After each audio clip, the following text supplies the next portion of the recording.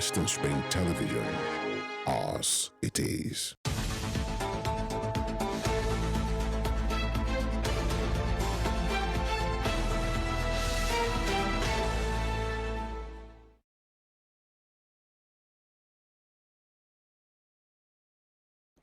A very beautiful Thursday morning to you. Thank you so much for joining us on the Thursday installment of Morning Spring for this week. I am super delighted to have you on board. Yes, of course, I'm the only one on the show today, and well, definitely we'll get the show going. My name is Evelyn Ohiole, and of course you can connect with us on our different social media platforms on Instagram, Facebook, and X at Western Spring Television. You can also watch this particular program live on YouTube at Western Spring Television. Also, would like to hear from you, get feedback from you, drop your thoughts and comments there. Let's know what you make of any of our stories, of the conversation, and what you think about the country in general.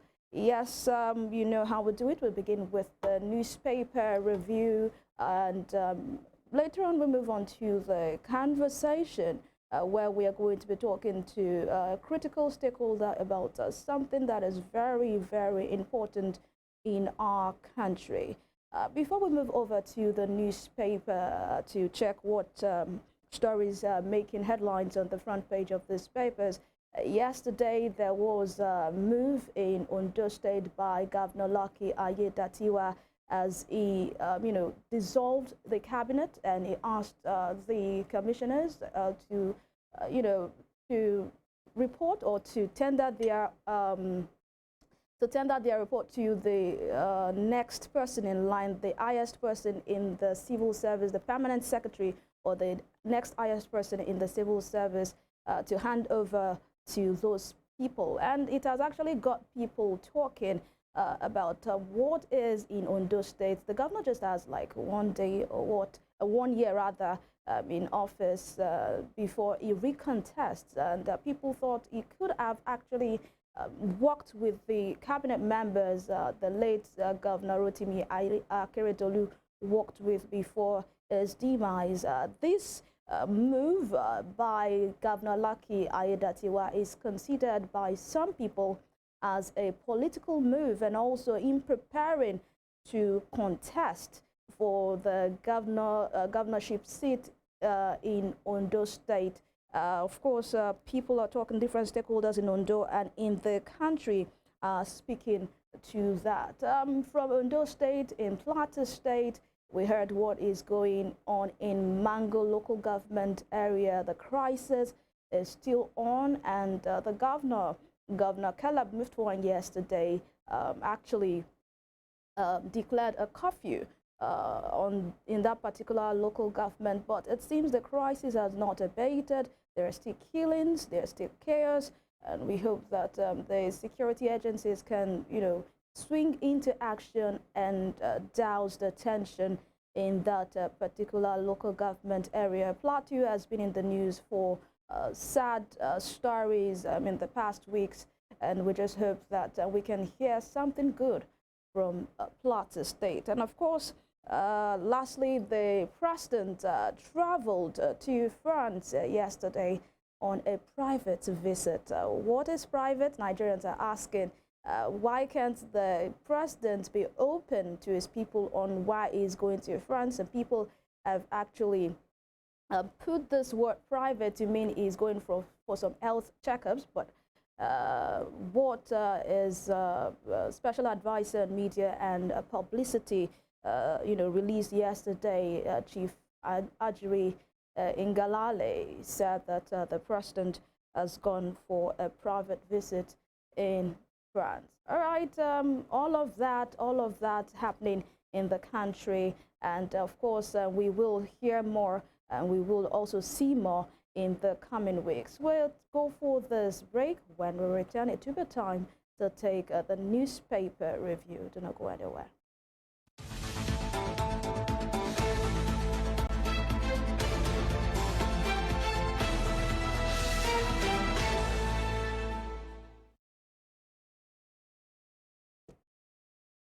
All right, the papers are here. We are going to be looking at stories making waves on the different national papers this morning. I will start with the Punch today.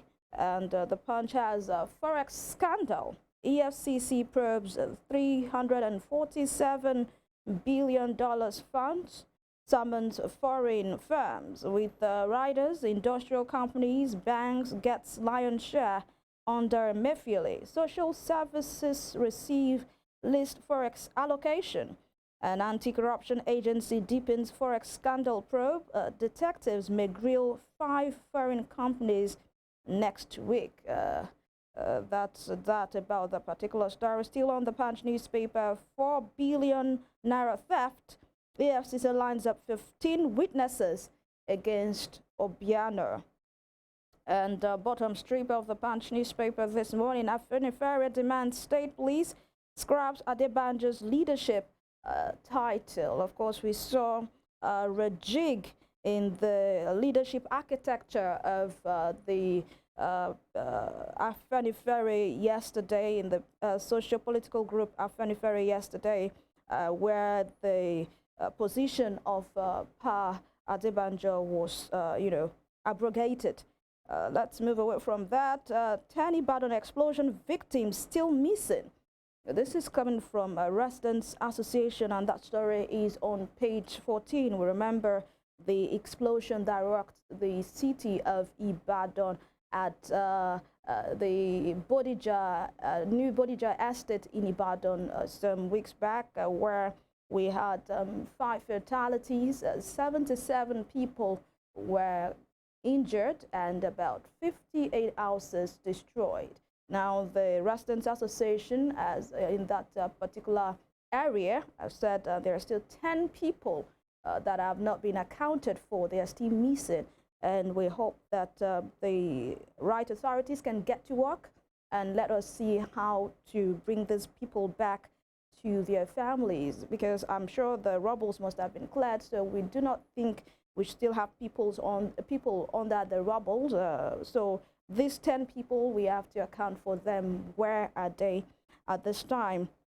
And on page 41 of the Punch newspaper this morning, Ondo Assembly screens new deputy governor as Ayedatiwa sacks cabinet. A lot of moves going on in Ondo State yesterday. We saw the governor name his deputy yesterday, and also the sack of some different the commissioners, and also the special advisors and the special assistants who worked with Governor Rotimi Akeredolu were asked to go home. And talking about the new deputy named by Governor Lucky Ayedatiwa is Olayide Owolabi Adelame, who hails from Owo in Ondo State. Like a lot of people are saying, this seemed like a political move, because the late Arakunrin Rotimi Akeredolu was an indigene of Owo in Ondo State, and also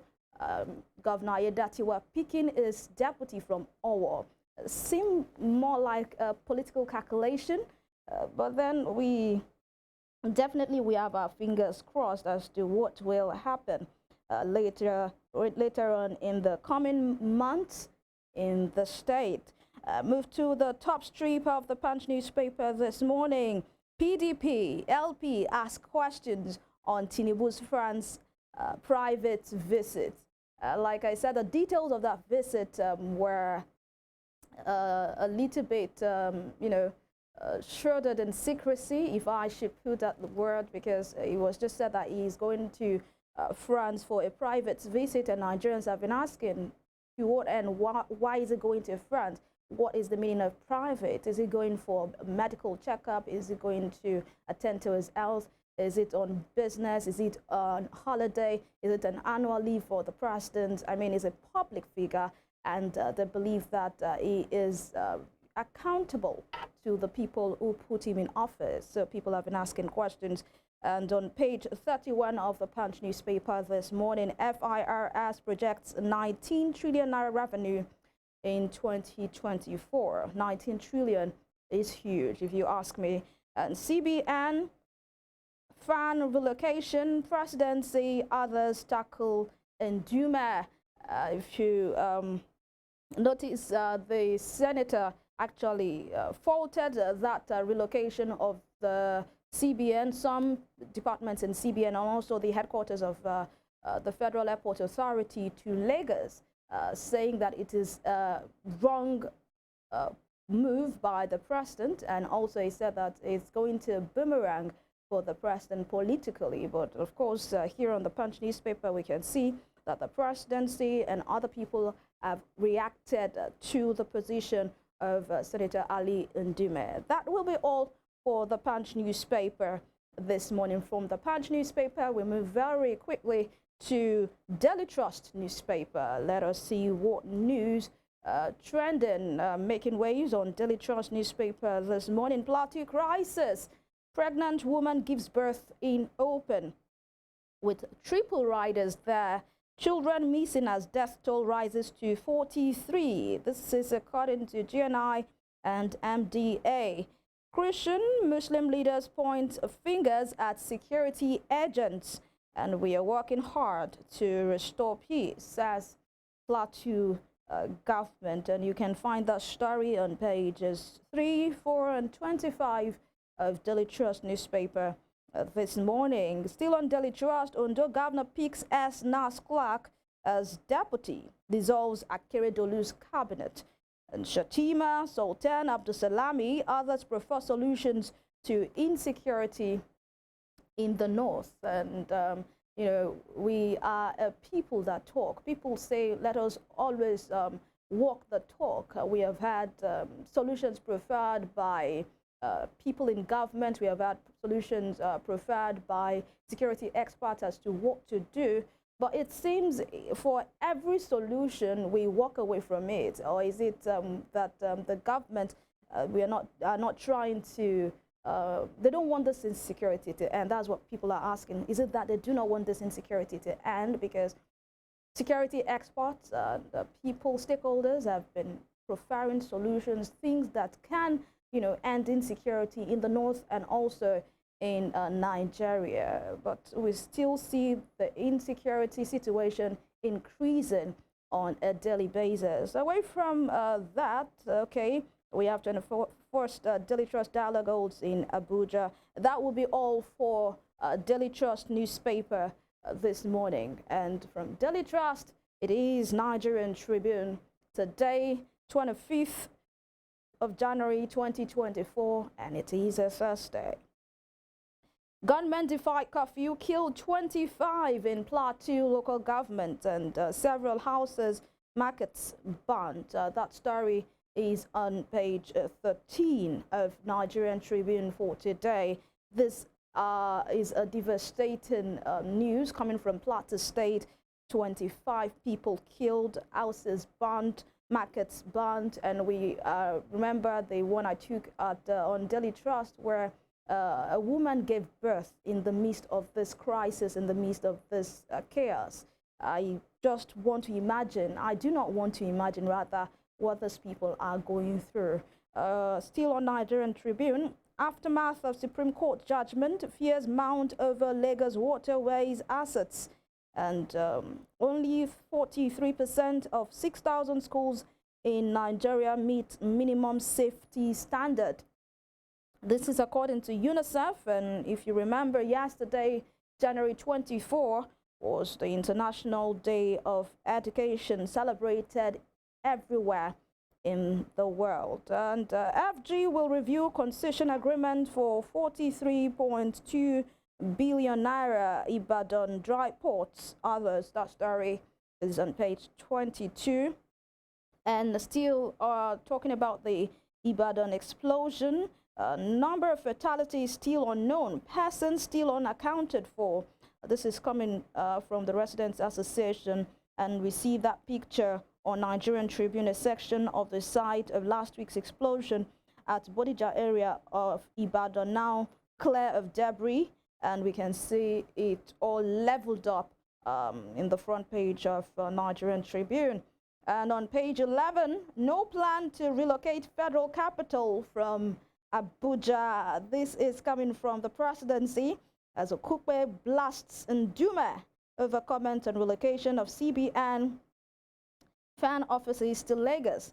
Kogi senator says Ndume spoke for himself. He spoke in the capacity of an Ali Ndume, not for the Senate or for the Northern Caucus or for the Northern region. He said he spoke as an Ali Ndume, and we see Donye Okukwe there blast Ndume. By the way, we do not know where Okukwe, will be at this time politically, I should say. Remember that he resigned from the Labour Party some weeks back, and people have been asking him to actually tell us where he is going. Right away from that, talking money on Nigerian Tribune. Naira currently undervalued, says CBN governor. FG targeting 77% increase in IGR. This is coming from the finance minister, and that story is on page 6 and 7. And in Ondo State, Ayedatiwa names Adelami as Ondo deputy governor, sacks cabinet, appoints Oluwatuyi as new SSG. People have been asking questions, what is the need for this at this time? And some have cited political interest. He has to start preparing to contest for the governorship seat of Ondo State. He definitely would like to. He has not, come out to say he wants to contest, but all those moves, political moves, some people are saying that it points to the fact that he has interest in the #1 seat. Vanguard says Plateau gunmen defy curfew, kill over 30, raise houses. Group alleges compromise by security agencies. And an insecurity are cardinal agenda, says VP Shatima.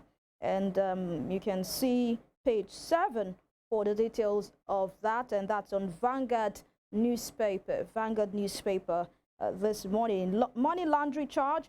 Obiano pleads not guilty, gets bail, and no plan to move federal capital to Lagos, says presidency. And relief coming with more forex, reduced inflation, says CBN and NESG. And Edo governorship poll, Ighodalo vows to tackle poverty. Others, Nze Yamu Muse join race.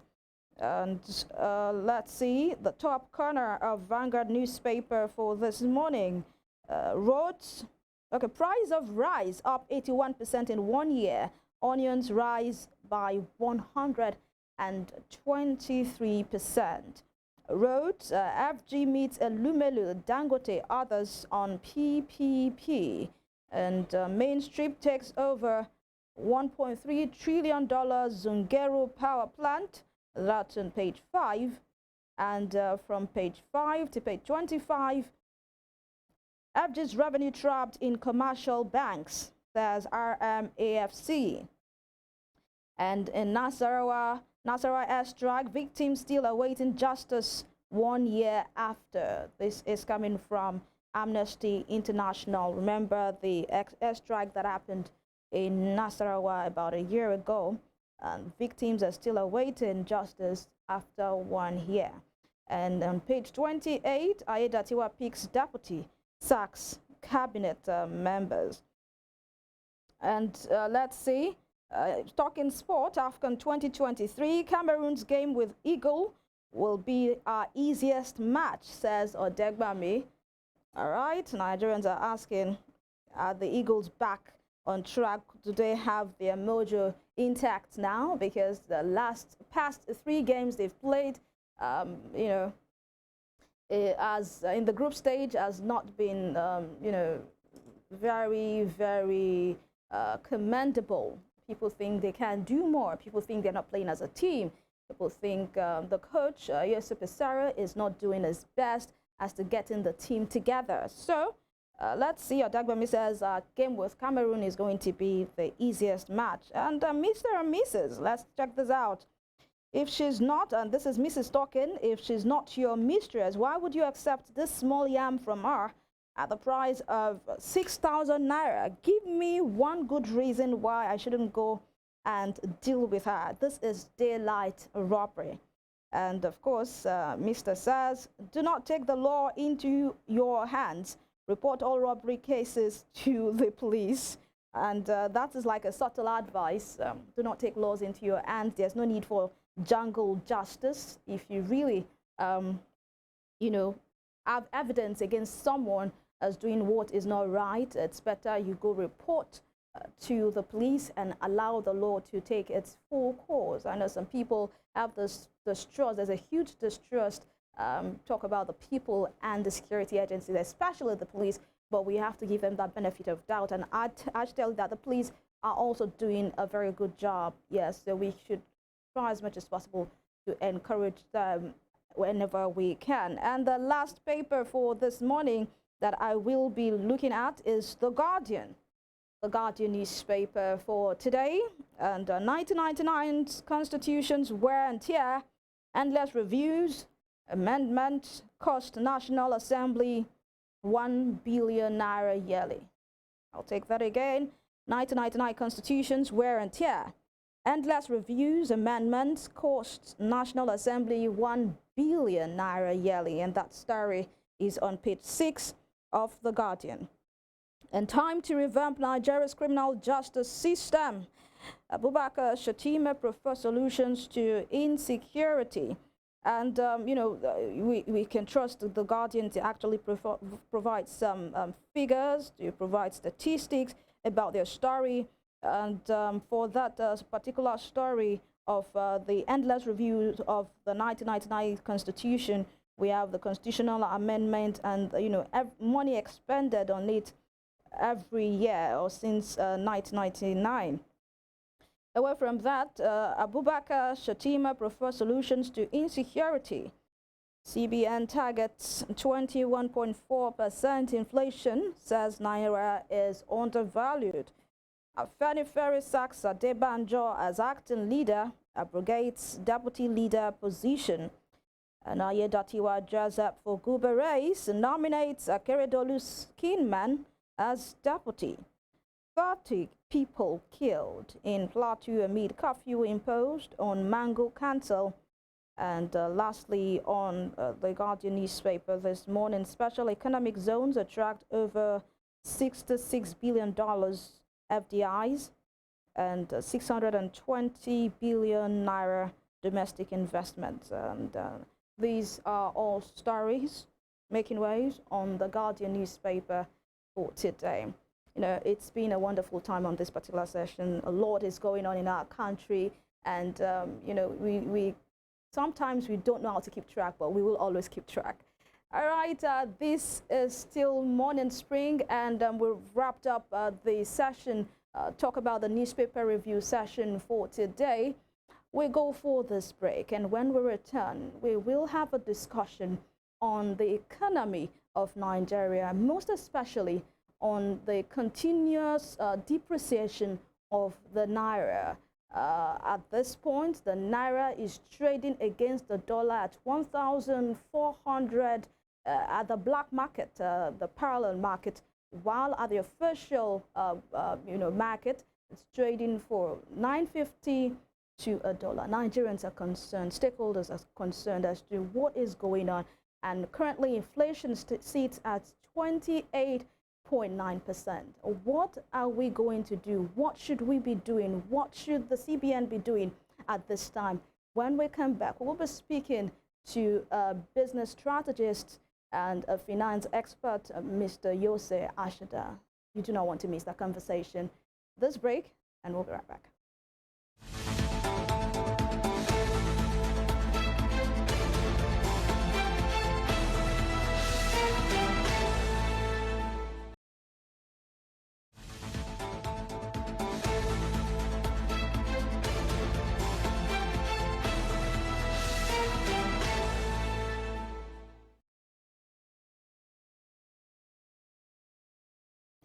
Welcome back. It's still Morning Spring on Western Spring Television, and this is The Conversation.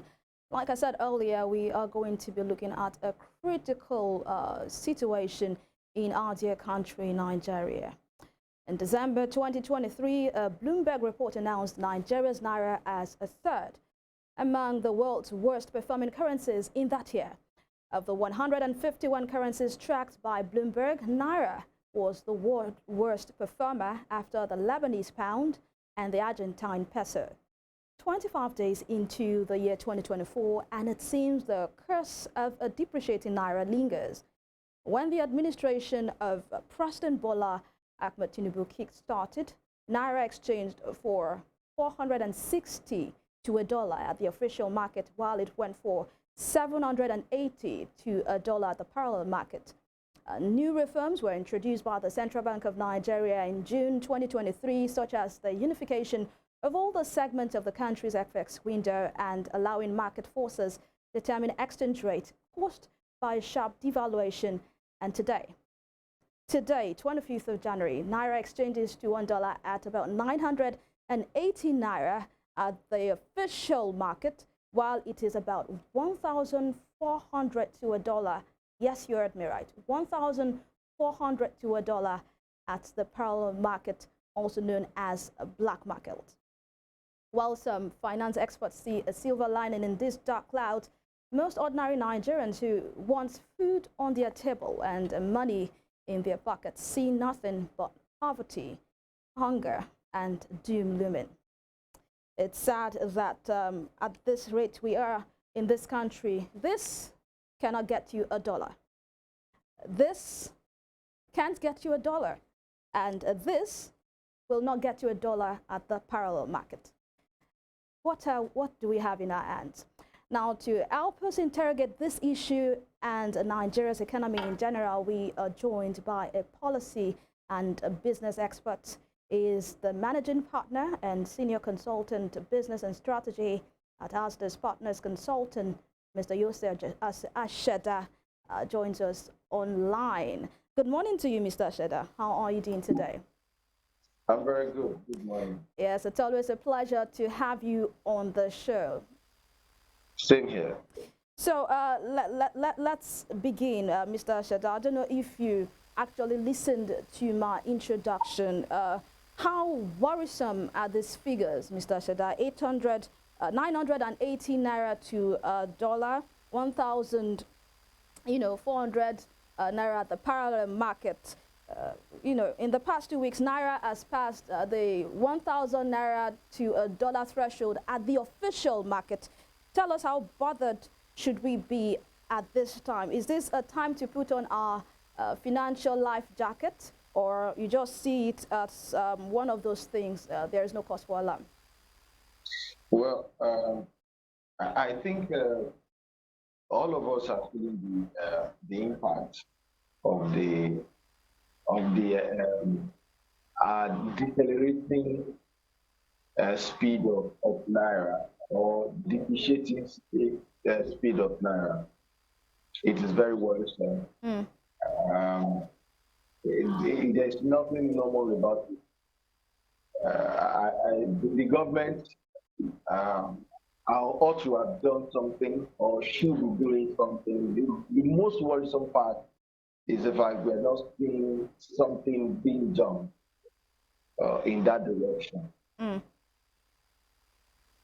All right. So let's see what. Let's talk about what the people at the helm of affairs are doing or trying to do. Yesterday at the launch of the Nigerian Economic Summit Group 2024 Macroeconomic Outlook Report in Lagos, the head of the Central Bank of Nigeria, Mr. Olayemi Cardoso, said that steps have been put in place to ensure that inflation drops in 2024. In fact, it says that they are looking, the projection is for inflation to drop to 21%, about 21%, in 2024. And it said to achieve this, the CBN will focus more on clearing forex backlogs and stabilizing the exchange rate. Now, permit me to use his exact words now. He said, inflationary pressures expected to decline in 2024 due to the CBN's inflation targeting policy, which aims to rein in inflation to 21.4%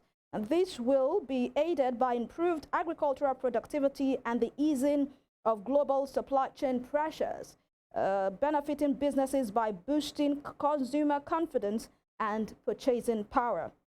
He said the CBN's adoption of the inflation targeting framework involves clear communication, the use of monetary policy instruments, and collaboration with fiscal authorities to achieve price stability, fostering market confidence and positively influencing consumer behavior.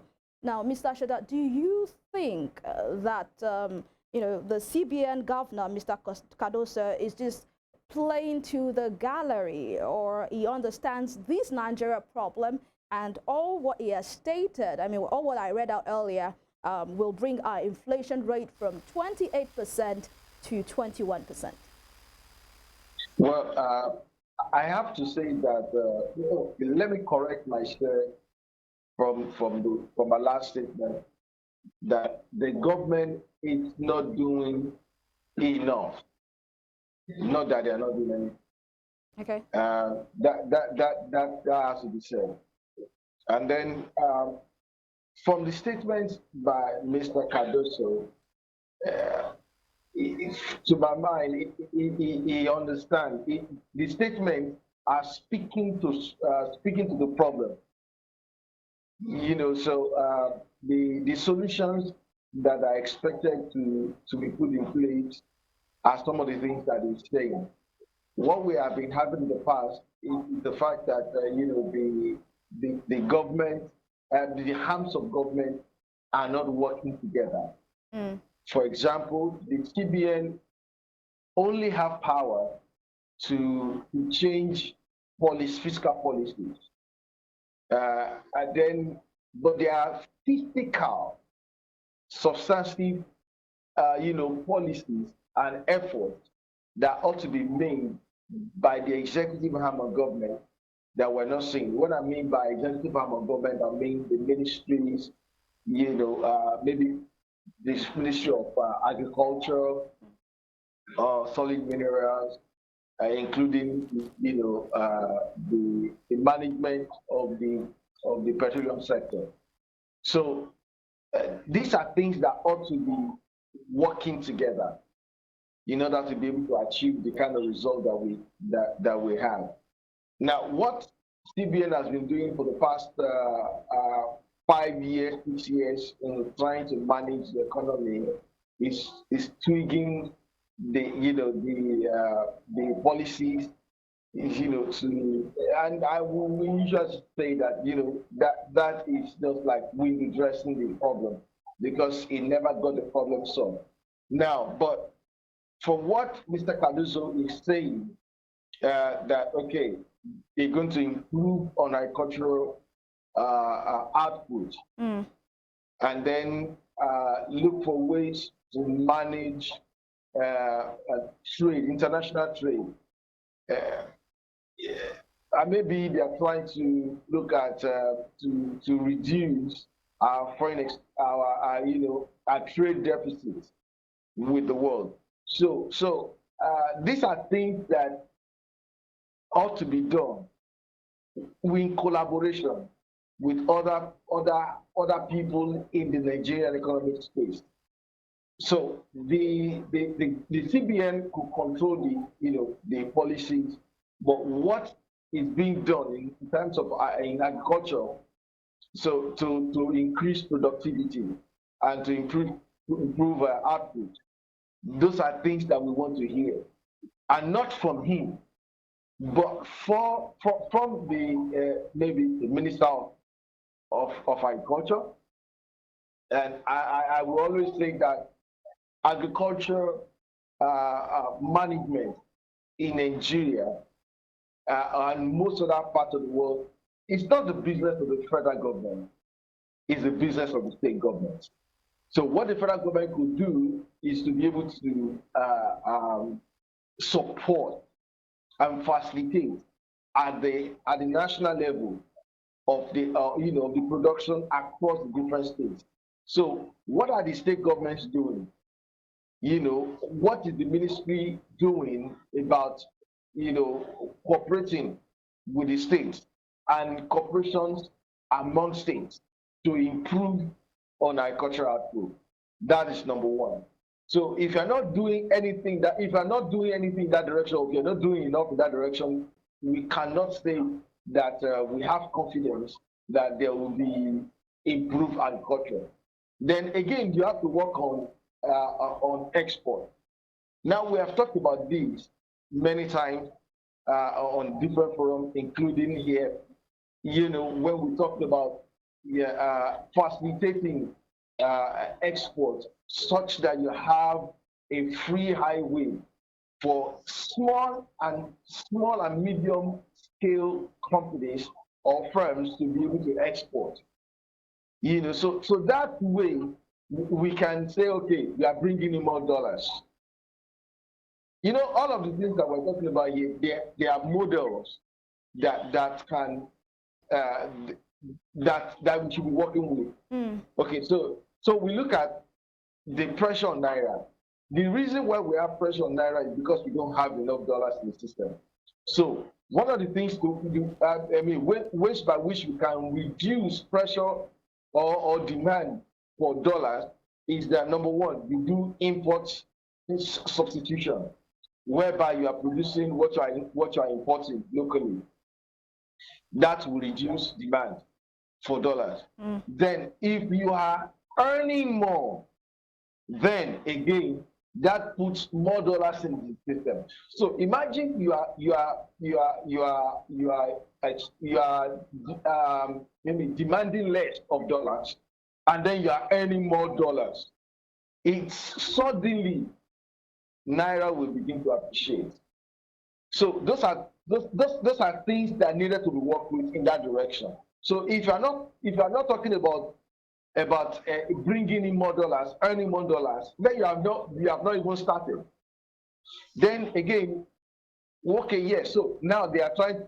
Dangote Refinery is going to start working. How much the Dangote Refinery is going to be working? The percentage of capacity usage is still up for debate.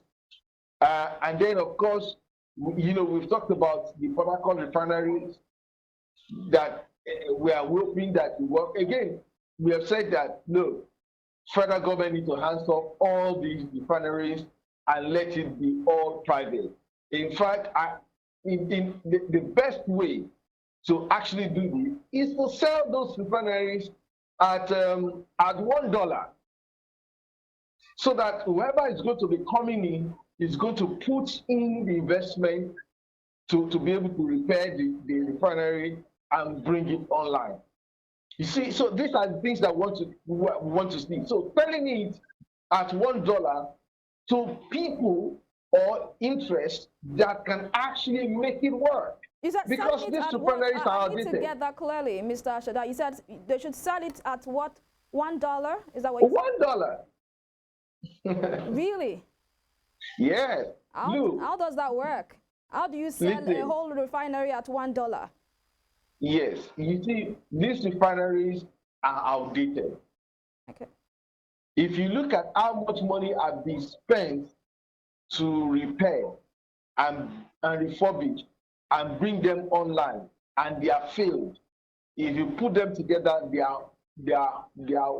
it is more than what was used to construct it. So whoever is going to handle those refineries is going to be acting as if they are building a new refinery. So $1 is just a parable. Okay. You know, but what we are saying is sell it at a giveaway price, so that whoever is going to acquire it knows that they are putting investment into it to make it work. But Mr. Shada, it doesn't seem like the government wants to toe that line, because we heard that the Port Harcourt refinery will be coming on board this year. And of course, all other refineries are expected to also, start up production or come back to life, in quote, before the end of this year, 2024. So it seems the government is not towing the line of wanting to sell it as a giveaway price to private investors for them to make it come alive again. You see, the truth of the matter is that we have to be very frank with ourselves with these things. You know, selling it is the best option.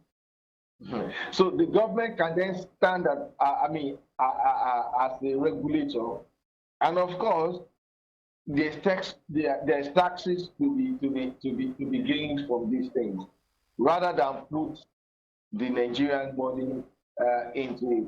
For me, the truth of the matter is that nationalization of some assets is a thing of the past. Privatization is the way to go.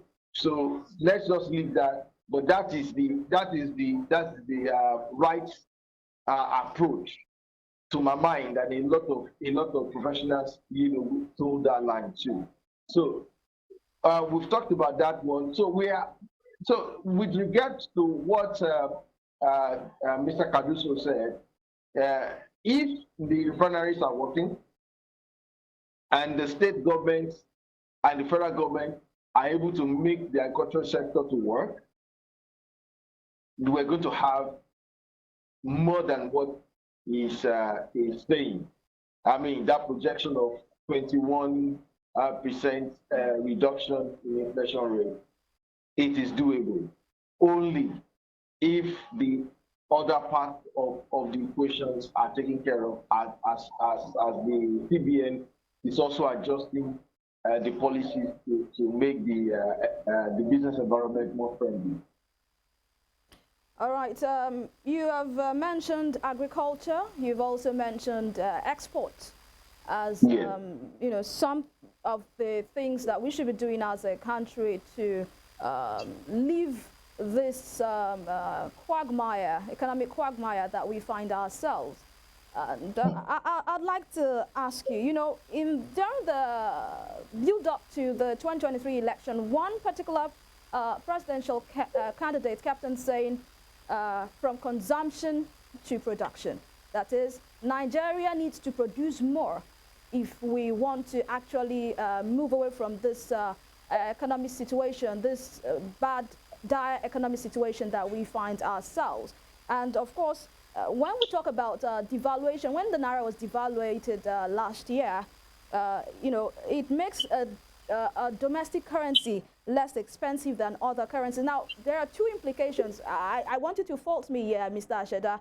Two implications of the devaluation of Naira. And firstly is that it makes countries' exports relatively expensive, less expensive for foreigners, and foreign products relatively more expensive for citizens. So it's kind of discourage import and encourage exports. Am I right? Well, that should be the rationale, but you have to understand that our economy is import dependent.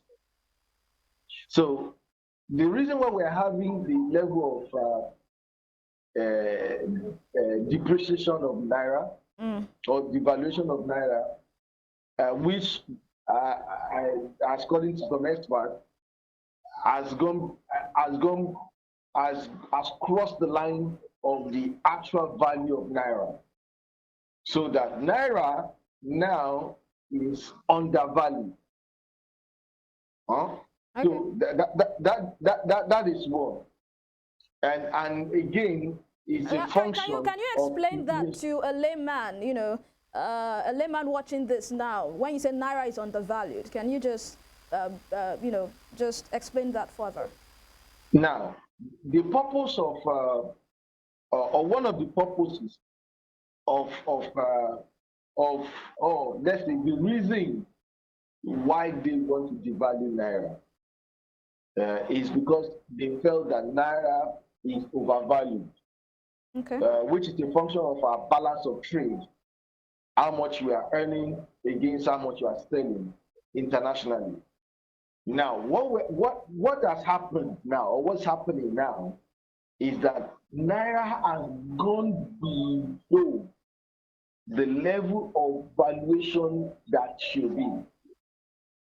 That is also a function of mismanagement and a lot of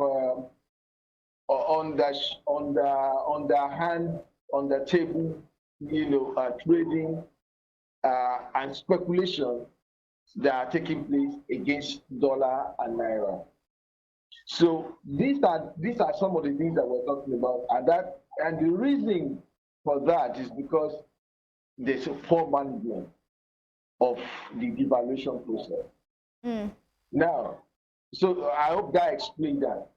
Now, so what I'm also saying is that the devaluation of naira is not something, and which you have said before, it's not something that ought to have been done alone. There are other things that ought to have been done, maybe even before you want to throw naira to the power of the market supply or the market forces. So again, because Nigeria is import dependent, there's nothing we can do about it. Even some industries are closing down and moving out. Exactly. If those products those products, we love those products. We are using those products. If those products are out there being produced in other places around the world, Nigerians will import. So if we're importing, what happens to naira against dollar? And we don't have enough dollars. Is that it will continue to depreciate? Okay, so we have to be realistic with ourselves. We are an import-dependent economy, so we must look for ways to correct that first and foremost. And then again, when you talk about export, it is not easy for business to export. There are so many hurdles for you to be able to export. I've said this on this program before, that in a 2-bedroom flat apartment in China, you can have 3 or 2 businesses in that apartment who have the ability to export.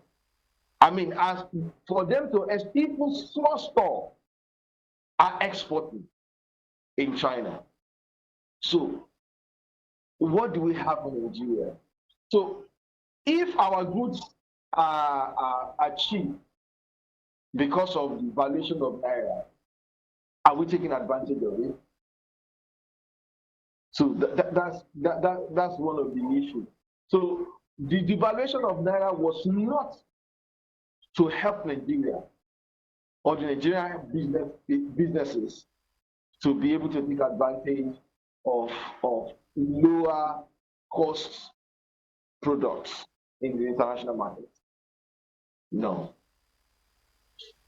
All right, Mr. Ashoda, now how do we move from being an import-dependent country to an exporting country? You mentioned China, that you can have small stores and they are into export. But right here in Nigeria, it seems we have lots of bureaucracy, lots of measures hindering companies and even small businesses from exporting to other countries. What can we do as a nation? What can the government do to ensure that we have more exports than imports? Well, first and foremost, let's try to replace what we're importing by local production. We've started with the refineries. I am thankful that the government of the day and the people in government have decided to put politics aside to allow the Dangote refineries to begin to produce. It's a good one. We need more of it. Okay, so you also have to, when you have that refineries working, the refineries should be able to produce some petrochemical products that are like raw material for a lot of industry in Nigeria. Most of those petrochemical raw materials are imported. Uh, for the paint industry, I remember reading some a figure of about $10 billion about 8 years ago or 10 years ago of petrochemical products, raw materials are being used in the paint industry, some of it in the pharmaceutical industry. So with that refinery working, I expect that those raw materials will be sourced from that refinery or the other refineries that are working. So again, the refinery will have a series of change impacts on import substitution drive. So that said, other things, other products must also be looked directly at to be able to look for ways whereby we can begin to produce internally. Now, another area that we need to work on is the area of power supply. Okay. For example, we talked about industries that are closing down and moving out. One of the problems that that Nestle mentioned some years back was the power supply. And when they moved out from Agbara, the Ogun State government decided to propose something to them that brought them back to the to Shagamu interchange access. And there you have had a lot of industries, coming up and springing up in those places. In fact, that place used to be a forest.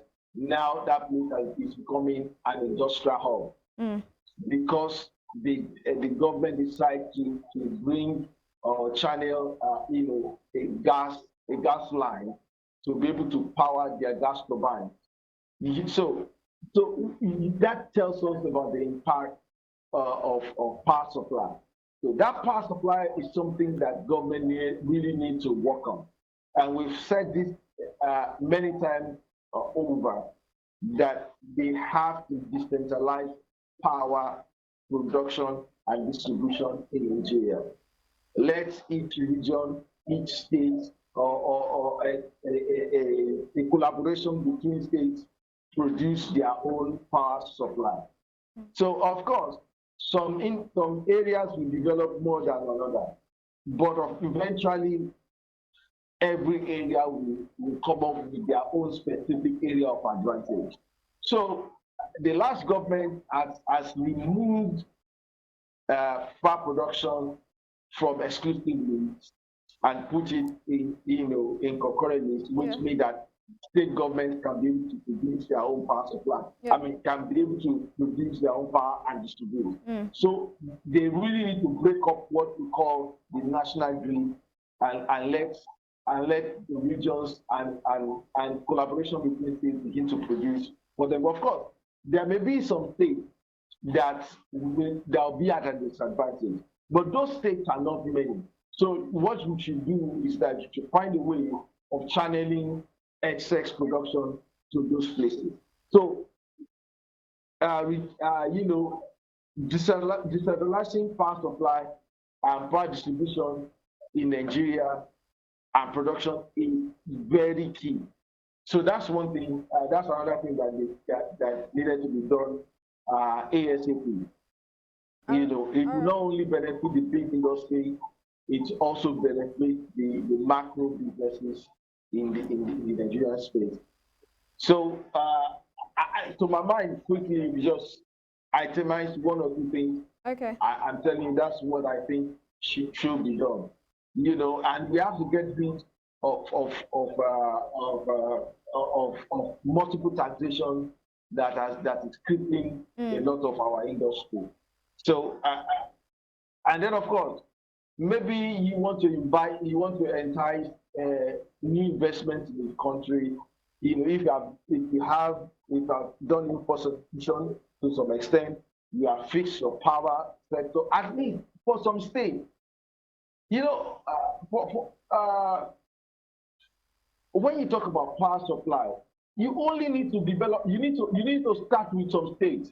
For example, you have Ogun State.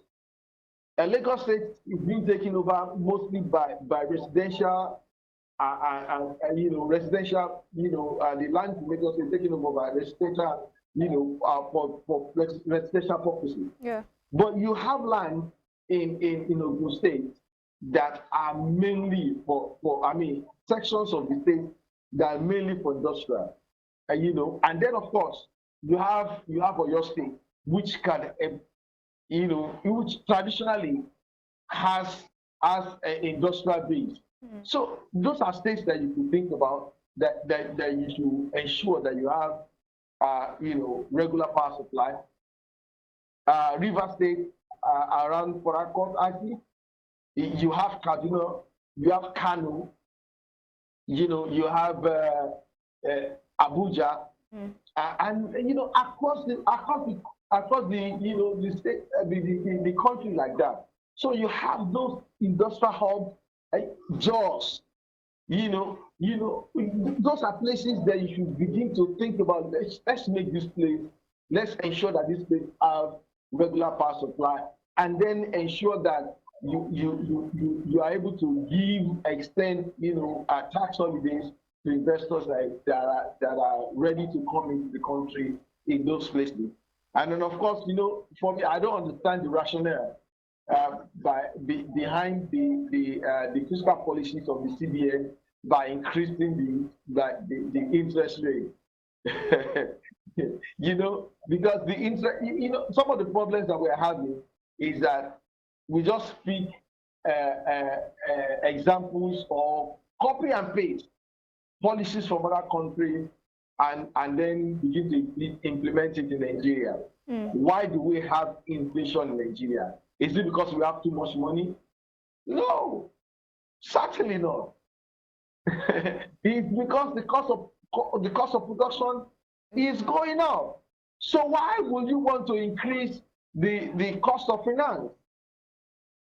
So which also goes to increasing the cost of production. So because you think it's not a wise move? You know, it's not a wise economic move. So you think it is not? Okay. In the US, it is. But in Nigeria, the cost of inflation, I mean, the cost of inflation is the increase in cost of production. Okay, Mr. Ashada, let me take you back on the power supply issue you spoke about. I remember when the former President Muhammadu Buhari actually, you know, signed that into law, and it was moved from the exclusively to the concurrently. This has been what people have clamored for over time. But since then till now, it seems the state governments are foot dragging on this matter. People thought once it was moved from the exclusive to the concurrent, the state government will, you know, spring into action and get it done. But it seems they are not even interested for lack of better word, interested in even investing in that part, you know, in that part of the economy. What do you think? You know, for me, you have to be very, very clear about this thing. The state government are hard pressed right now, you know, with their finances. They can hardly pay salaries. The value of Naira has dropped. How many of them have been able to increase the salaries of their workers? But what about the fact, the federal allocation? I mean, recently we saw the federal allocation report where the 3 tiers of government recorded 1.05 trillion naira in income from exchange rate gains alone, and that's in 9 months, and that is 10,400% increase compared to the 10.35 billion naira it recorded in the same period in 2022. So it seems like the federal government, the state and local governments are swimming in money. When you said they don't have enough money to actually, execute these things, I mean, this is money, isn't it? I don't. Well, you also ask yourself, by how many percent has their expenses increased? They are in this economy along with everybody else. So some of these things we have to be very careful. Again, the money for that kind of project cannot come from far. What you can do, what the state government could do, could be to bring out a seed from that far All right. into to invest into power production, electricity production, and distribution. These are capital intensive investments. So, but then again, in order to be able to do it, a lot of times you have to look outside of this country in terms of attracting investors or attracting finance.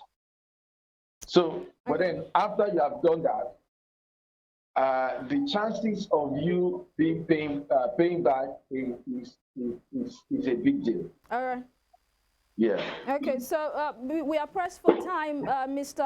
Ashada, but before I let you go, let's quickly patch on the development from Dangote Refinery and Petrochemicals. We heard the latest development that Oil Marketers Association, IPMAN, MOMAN, DAPMAN have been registered as distributors, and they're going to be doing their businesses in Naira with Dangote Refinery. Tell us the implication or importance of these to Nigerians. What that does immediately is that it reduces pressure on dollars. Okay. I mean on Naira. If we have all the products, they are going to be producing diesel and kerosene. All right. That's what they are producing and selling at this time. So, but if you now remove that from the demand that we've been having on dollars, that should improve, the dollar situation in the country. Okay. Yeah. All right. We would like to appreciate you for coming on board today. It has been a very robust conversation with you this morning, Mr. Yose Ashada, the managing partner, senior consultant, business and strategy, Asda's Partners Consultant. Thank you so much for joining us, and have for yourself a good and productive day. Thank you. You too. Yeah.